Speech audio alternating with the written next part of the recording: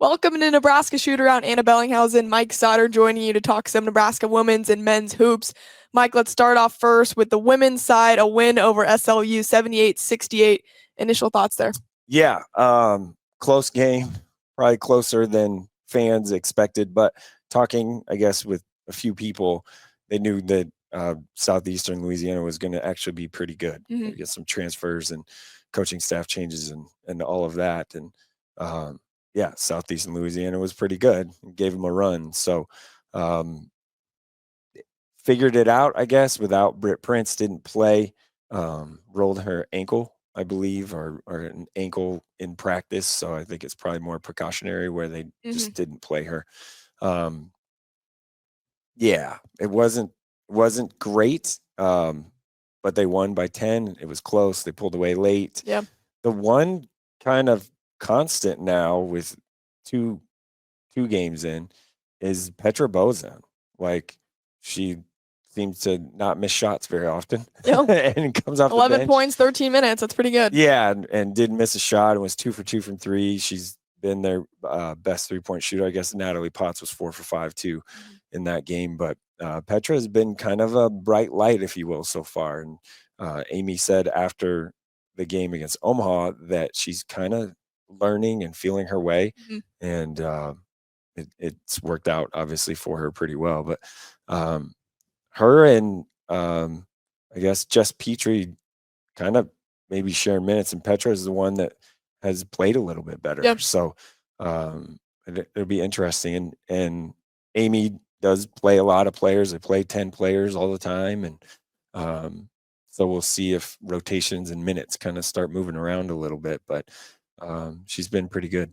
Yeah, it wasn't a night I guess fans are used to as much from Alexis Markowski. 9 points, 5 rebounds. Not like that line isn't great, but still usually see more production out of her. Yeah, Cheyenne Daniels, I guess, gave her a little bit of problems, if you will, and Alexis wasn't fantastic. 9 and 5 isn't, it's not bad, but it's normally she's a double or close. Maybe we're just getting a little too too selfish with that. The expectation is, why didn't you get 10 rebounds and 15 points a game?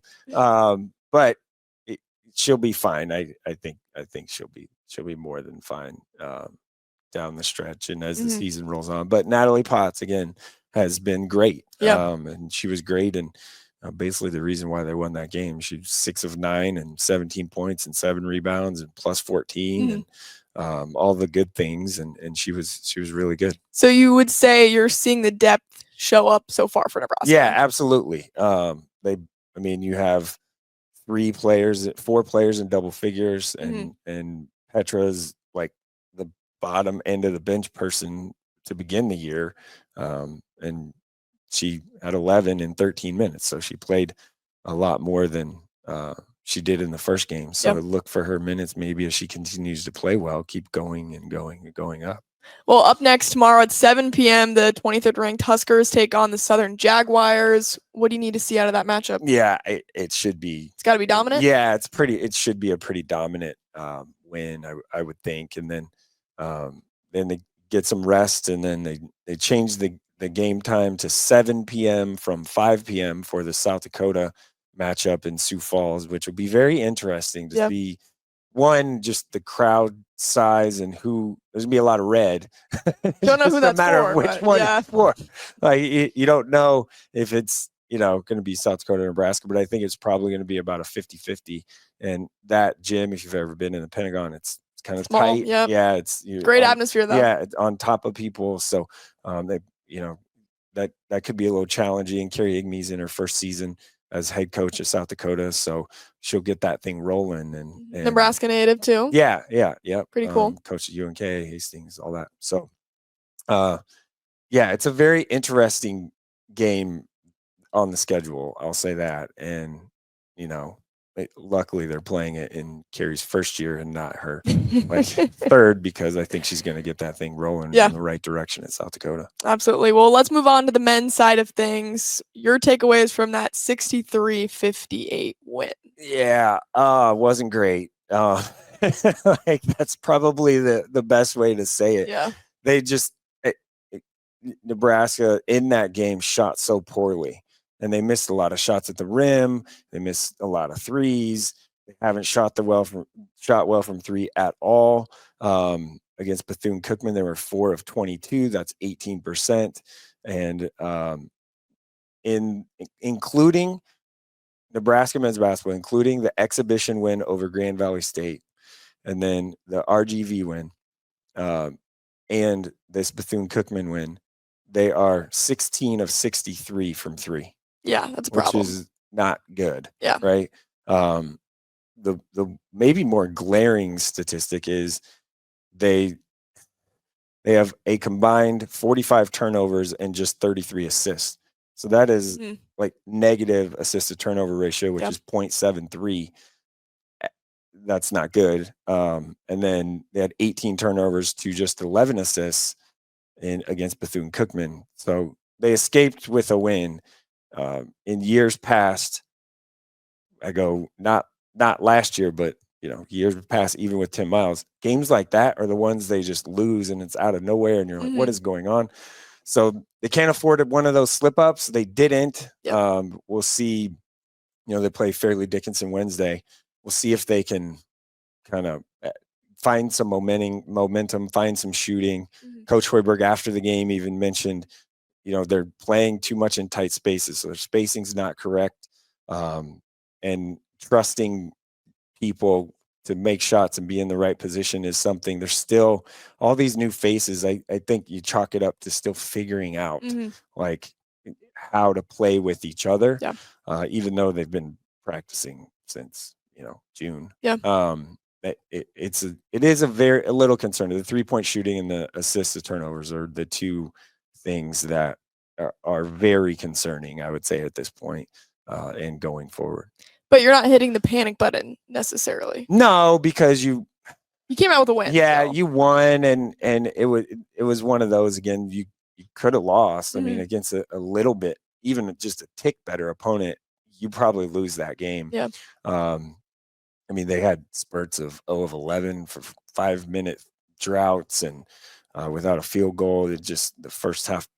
They shot 25.8% from the field and 1 of 10 from three. And the first one came at 5:32 or 36 with Gavin Griffiths making a three. The first half was really bad. Yep. And that just then they came out and kind of pushed the lead, and then Bethune-Cookman kept fighting back. And I mean, it was under 10-point game with 8 minutes left, and even closer 4-point game with 3 minutes left. The thing I guess I said on Twitter that got people riled up a little bit was like, I don't understand why people are leaving on a Saturday night in a 4-point game. Can't leave. Yeah, you can't leave. Get it if you're up by 20 or whatever, but you should be pretty pot committed if you're going to a game at 7 and on a Saturday night. But I guess traffic is a thing, so I don't know. Blame it on the traffic always. Yeah. All right. Well, like you mentioned, Mike, Nebraska's FDU Wednesday night, and then a game that you said was basically a must-win for this team, St. Mary's. That's Sunday at noon. What do you need to see for that to be a win? Yeah, FDU. Now, if Nebraska plays the same way they played against Bethune-Cookman, FDU will beat them. Yeah, and they came out hot against Creighton last night. They played Creighton pretty well in the first 15 minutes of the game. So, I mean, it's one of those things. They're a well-coached team. They just don't have a lot of depth. They run out of gas. They've done that. I mean, Miami scored 114 on them too. So, and Creighton almost could have scored 100 easily, but they didn't. Now it's one of those where, hey, FDU's been on the road. They're going to be in Omaha, Lincoln for 4 days, 5 days. Like, how do you? It's a long road trip. It's a long road trip, a lot of time. But I would expect Nebraska to use their inside presence, very much so like Creighton did, learn from those mistakes and just share the ball, move the ball. Like, the ball kind of gets a little sticky. People are still in the same zone or area on offense, running into each other. Basically, it hasn't been as free flowing of an offense as what Hoiberg usually has, and they got to get one of the guys to shoot a three and make it. And that's, Bryce Williams wasn't great against Bethune-Cookman, but he was great against RGV, being more consistent there. Gavin Griffiths or Connor Season, one of those guys needs to step up and hit some shots, and consistently, not just little spurt or one or two here or there. They need to be a little more consistent and play a little more consistent. So I would expect the Nebraska to win that game and be a little more focused. It felt like there was just a lack of focus, maybe a little bit, and Coach Hoiberg even said that they were probably just a little tired because they had their quote hardest practice of the year on Thursday.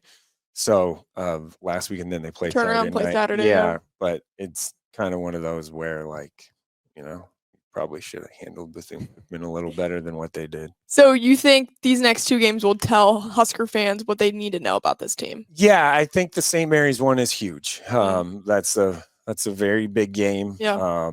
It's should be a very much so a pro Nebraska crowd on Sunday at noon in Sioux Falls. It should be all red. Yeah, it should be all red. Maybe a little bit of St. Mary's sprinkled in here or there. St. Mary's is a good team. They'll be right in the mix in the West Coast Conference, and they're always right in the mix. And it's one of those where if you have some tournament hopes, you need to probably get that one done. Yep. And it would go a very long way to a tournament resume if they can win that game. Absolutely. Well, plenty to break down next week. Thanks so much for joining the Nebraska Shootaround.